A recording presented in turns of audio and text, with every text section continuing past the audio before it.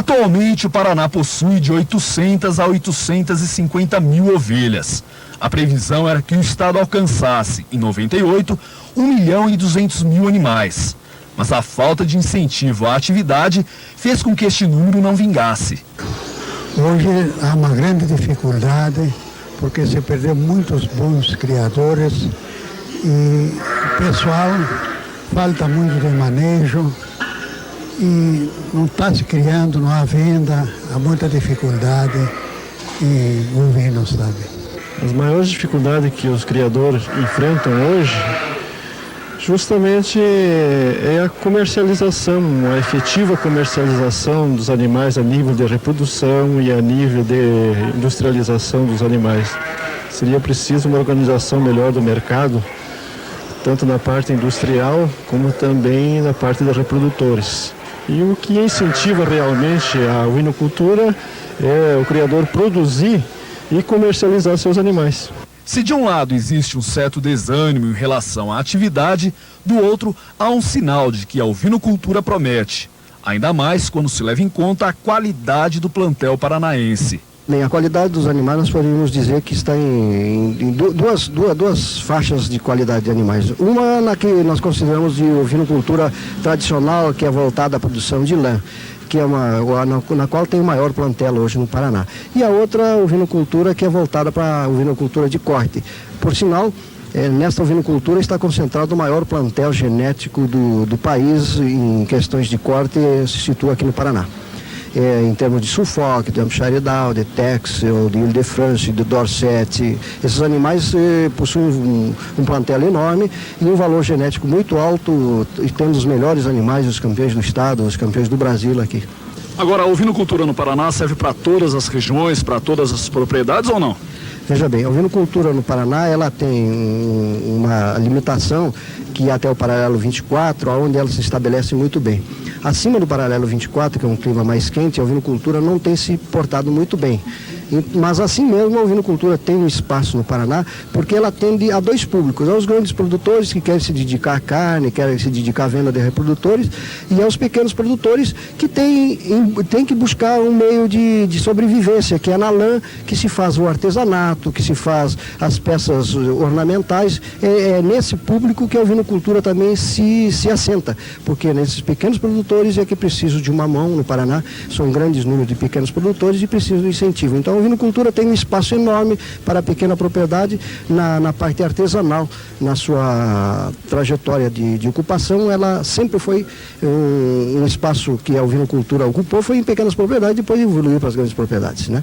Então no Paraná ela tem um espaço enorme nas pequenas propriedades para a utilização de meio de sobrevivência da pequena propriedade. Uma das formas de ganhar dinheiro com as ovelhas começa na tosquia. Aos poucos, a tesoura radicaliza o corte. O sucesso da prática depende da habilidade de quem tira a lã. O melhor período vai de agosto a dezembro, sendo o melhor mês novembro. Isso no Paraná. Isso aqui no Paraná, e a gente pode estender isso para toda a região, porque esse período ele se define em decorrência da entrada do período mais quente do ano. Por ocasião da tosa, ou tosquia ou esquila, que são os três termos usados, deve-se, de véspera, separar os animais, evitar que os animais se molhem com chuva ou com orvalho. Então os animais devem permanecer abrigados. Outro cuidado importante é que antes da tosquia os animais não devem receber alimentação, porque como é o nosso procedimento aqui, os animais acabam ficando mais de 30 minutos, quase uma hora, e isso causa um certo estufamento do animal, como se diz vulgarmente, seria um meteorismo, né? Outros cuidados que se deve ter ainda, por ocasião dos dias ali que está se realizando a esquila, manter os animais limpos de cascaria, sementes e coisa que o valha para não ficar aderido à lã, que na ocasião da utilização da lã artesanalmente ou mesmo a comercialização com lanifício, vem cair a qualidade, vem baixar a qualidade grandemente da lã, né? Agora, a tosquia realizada no Paraná, ela tem alguma peculiaridade que a diferencia do restante do país ou não?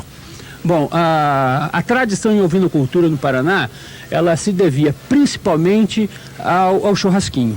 né? O pessoal tinha um pequeno rebanho de meia dúzia, 10 cabeças, com o objetivo de abater um animal para convidar os amigos para um momento festivo qualquer.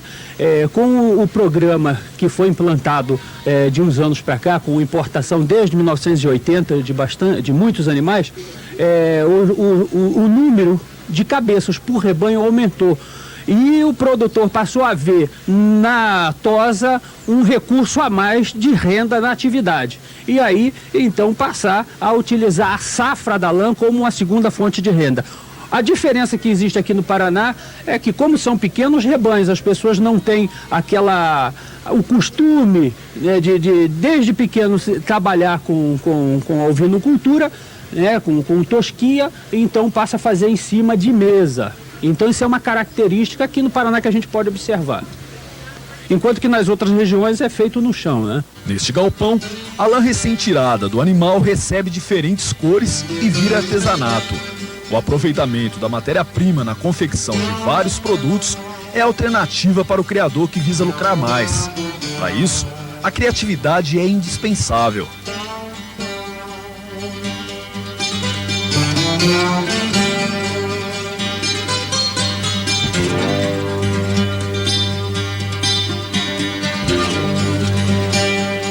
O processo do aproveitamento da lã, a gente inicia tendo a lã suja. A gente faz uma catação manual, tirando a parte mais suja. Depois vamos lavar ela com uma água quente e sabão. O sabão de pedra é a melhor opção. Tem diversos tipos de lavagem, mas o que a gente mais usa é esse. Pode colocar um pouquinho de água sanitária para desinfetar, fica melhor. Depois enxagou-a bem com água corrente, né? E depois da lã lavada, se a gente for utilizar para tecelagem, nós podemos tingir. Então temos aqui algum processo de tingimento. Com um produto químico, que pode ser comprado, né, no mercado, aquele tubinho de tinta para roupa também pode ser utilizado, ou com produtos naturais. Temos aí como exemplo a casca do pinheiro, a folha da erva mate e outros produtos, né? Aí a gente usa ali algum fixador, que também pode ser usado a nível caseiro, o vinagre e o sal, é um bom fixador. Depois vamos colocar a lã para secar. Normalmente colocamos em estrados, né? Ou algum tipo de varal. Depois da lã seca, nós vamos abrir a lã. Temos aqui, né? Então a lã desfiada. Então você pega aqui com a mão, temos aqui a lã desfiada. Depois de desfiada, nós vamos usar a cardadeira, vamos cardar. Temos aqui uma cardadeira manual. Então vamos mostrar aqui como que faz a carda. Pegando aqui. Então esse processo, tanto para o fio quanto para colchoado, até aqui é tudo igual. Então até a cardagem. Depois da lã cardada, aqui na cardadeira manual, nós temos também outro processo que é mais rápido, que é a cardadeira elétrica. Agora, na cardadeira manual, quanto tempo leva? Ela é mais demorada do que a cardadeira elétrica, né? Ela leva ali uns 2 minutos e está uma mantinha pequena desse tamanho, né? Quer dizer, bastam 2 minutos. Aproximadamente 2 minutos você faz. Então faz, daí tira a mantinha, né? Quer dizer, não é difícil. Não é difícil, é muito simples, né? Basta ter a cardadeira e um pouquinho de prática, né? O serviço já está pronto. Mas se o artesanato paranaense, feito com lã de carneiro, já tem um lugar garantido no mercado, quando o assunto é o consumo da carne do animal, ainda falta muito para ser explorado. A ovinocultura ela tem um potencial no estado inteiro, mas ela concentra-se mais na região sul, a região que melhor se adapta à ovinocultura. Uma atividade que tem uma preocupação muito grande, principalmente com a questão da carne, né, para consumo. Eles estão buscando novas alternativas até de cortes de carne e tem um aspecto importante que é a conscientização da população da utilização da carne de ovinos. Ela tem assim, uma restrição até por parte da população, mas que o que está se buscando é mostrar que com diferentes pratos realmente ela pode ser utilizada, é uma carne de primeira, uma carne que realmente pode entrar no cardápio da população de modo geral. Em 1960, enquanto assistiam um faroeste americano no cinema da cidade, um grupo de pioneiros de Campo Mourão, no noroeste do estado, ficou surpreso com o que viu. Não foram a boa mira do mocinho e as batalhas contra os índios que chamaram a atenção, mas sim o preparo de um carneiro com legumes que era cozido no buraco. Como a vida imita a arte, o grupo de amigos resolveu colocar em prática o que viu na tela. nascia o carneiro no buraco, um típico prato do interior paranaense. De acordo com este cozinheiro e artista plástico, que tem a receita na ponta da língua, fazer o carneiro no buraco virou tarefa pra lá de gostosa. Sobre a mesa, os diversos ingredientes usados no prato. A variedade das cores dos alimentos indica o lado artístico do responsável pela delícia. Combinar tantos sabores assim não é nada difícil para quem conhece muito bem os segredos de como agradar as pessoas com paladar refinado. Antes de lidar propriamente com a carne e os legumes, o correto é caprichar no tempero. Para fazê-lo, são necessários vinagre, óleo, cebolinha, salsinha, alho, sal e meio litro de água. O ideal é cortar bem a salsinha e também a cebolinha. Depois, é só ir acrescentando os demais ingredientes e misturá-los com a própria mão. Seu Tony, qual é a quantidade de cada ingrediente que o senhor usou nesse tempero? Isso é ao gosto. A quantidade é ao gosto. A pessoa, né, se quiser acrescentar mais cheiro verde, né, tudo bem, não tem problema nenhum. E o alho, quando entra? O alho nós descascamos, né? E depois trituramos no liquidificador com um pouquinho de óleo e acrescentamos no tempero com cheiro verde, vinagre, água, um pouco de água. Ah, então o alho depois de triturado com óleo é colocado aqui também? Sim. E a carne? Que hora que entra a carne? Depois de tudo pronto o tempero, nós untamos a carne nesse tempero e reservamos, deixamos por umas 4 horas no mínimo. Ah, então a carne deve ficar por 4 horas no tempero? No tempero. Por que 4 horas? É para assimilar bem o tempero, né? Para pegar bem o gosto. Para um grupo de 25 pessoas, o carneiro no buraco deve ser feito com 25 quilos de carne, 2 quilos de tomate maduro, 2 quilos de cebola, 3 quilos de batata salsa, também conhecida como batata baroa, 2 quilos de cenoura, 3 quilos de batata doce, 1,5 kg de chuchu, 1,5 kg de abobrinha, meio quilo de vagem, meio quilo de banana nanica, meio quilo de maçã e 5 maços de almeirão.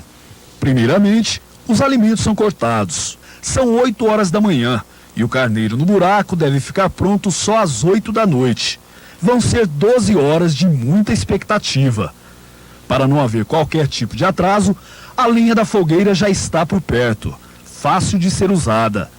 O corte dos alimentos continua. Esse picadinho é para acrescentar mais um tempero na comida, né, no prato. O senhor coloca o picadinho direto no tacho ou não? Não, antes nós temos que untar o tacho com óleo de cozinha, né? Ele está bem untado. Nós temos que untar toda a superfície, com todo cuidado, tá?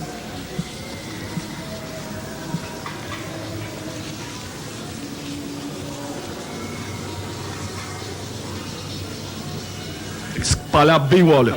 Bem espalhadinho, para não ficar nenhuma parte sem ser untada.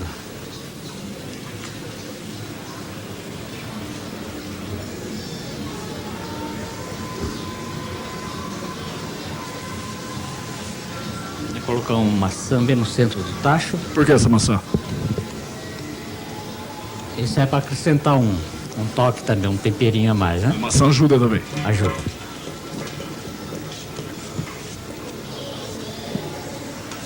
Bom, em seguida vai um punhadinho de vagem.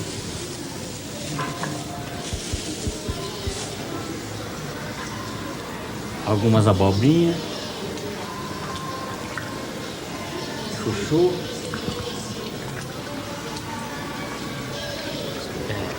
Cenoura.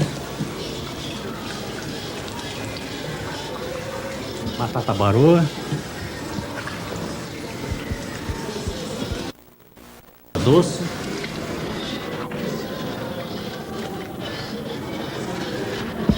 Em seguida, a gente tem que salpicar com o monossódio, né? Glutamato. E colocar uma camada de carne. Bem abertas, né?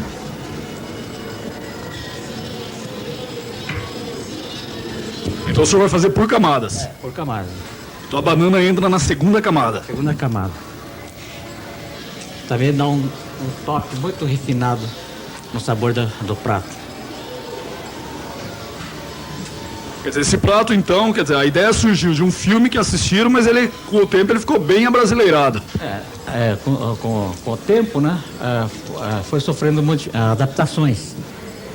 Agora o senhor, como descendente de japoneses, o senhor prefere fazer um prato japonês ou carneiro no buraco? Olha, eu prefiro preparar o carneiro no buraco, é um prato muito envolvente, tá?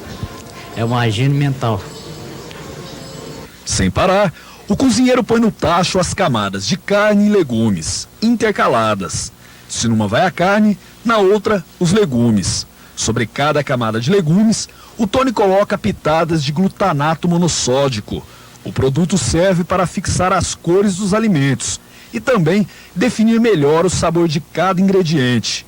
Depois que as primeiras camadas são colocadas, o cozinheiro usa o próprio tempero da carne para dar um gostinho especial nos legumes. Ele recomenda que os legumes das primeiras camadas não devem ser molhados no caldo. Assim, os alimentos não pegam muito tempero e não ficam salgados demais. Consequentemente, as camadas inferiores acabam absorvendo o líquido. Enquanto isso, as lenhas são colocadas no buraco com fogo até tudo se transformar numa brasa só. A tabelinha da carne com os legumes continua até o tacho ficar totalmente cheio.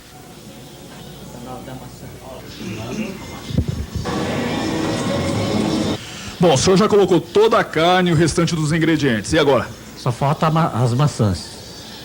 As maçãs